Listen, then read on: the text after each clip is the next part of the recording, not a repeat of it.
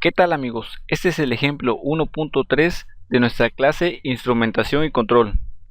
En el siguiente diagrama PID tenemos el proceso de un intercambiador de calor, que nos servirá para condensar vapor. Contamos con tres familias. La familia 301 se encargará de controlar nuestro vapor. La familia 203 se encargará de controlar nuestra variable nivel. Y la familia 101 se encargará de controlar nuestro flujo de proceso. Tenemos dos entradas al intercambiador de calor. Una es de vapor y la otra es de flujo de proceso. Comencemos con la entrada de vapor. El vapor ingresa al intercambiador de calor después de pasar por una válvula de temperatura. Esta válvula está conectada mediante una señal neumática a un transmisor de temperatura y por medio de un transductor nos cambiará nuestra señal neumática a una señal eléctrica y la mandará a un control indicador de temperatura. Por otro lado, tenemos un transmisor de temperatura que por medio de un tubo capilar nos permitirá saber la temperatura que está dentro de nuestro intercambiador de calor. El transmisor de temperatura, mediante una señal eléctrica, la mandará al control indicador de temperatura. Este registrará la temperatura dentro del intercambiador de calor y la temperatura que está pasando por nuestra válvula.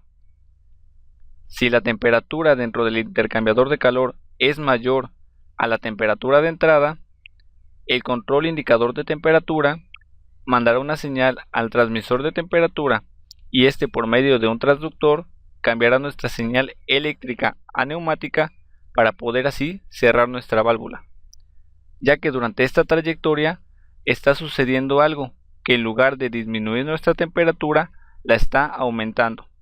Por otro lado, tenemos nuestra entrada de flujo de proceso, que ingresa al intercambiador de calor después de pasar por una válvula de temperatura.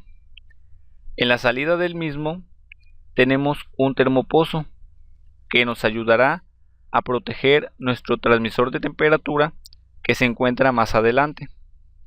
El transmisor de temperatura mandará una señal eléctrica al control registrador de temperatura, que por medio de un anclaje tiene una alarma de alta temperatura. Si la temperatura de salida es demasiado alta, nuestra alarma de alta temperatura se anclará al interruptor de temperatura y mandará una señal al control registrador de temperatura que por medio de un transductor cambiará nuestra señal eléctrica a neumática y poder así cerrar nuestra válvula de temperatura hasta que la temperatura dentro del intercambiador de calor se regularice. Podemos apreciar que nuestra válvula contiene unas iniciales FC, lo cual significa Fail Open.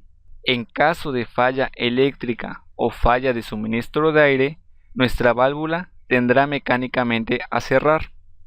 También tenemos un interruptor de temperatura que manda una señal eléctrica a una alarma de baja temperatura.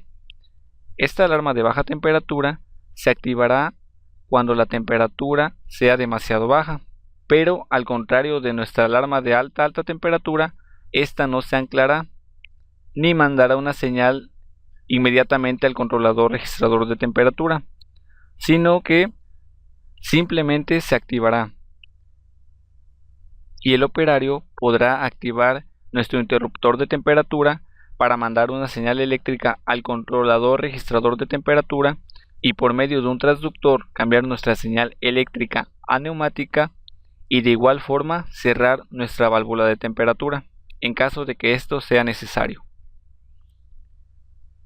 Por otro lado, tenemos un transmisor de nivel que nos indicará el nivel de flujo dentro de nuestro intercambiador de calor y mandará una señal eléctrica al control indicador de nivel. Este, por medio de un transductor, cambiará la señal eléctrica a neumática para cerrar o abrir nuestra válvula de nivel. Nuestra válvula también contiene dos iniciales, FO, lo que significa Fail Open. En caso de fallo eléctrico o falta de suministro de aire, nuestra válvula tendrá mecánicamente a abrir. y poder así sacar nuestro flujo excedente. Y así terminaría nuestro proceso para condensar nuestro vapor.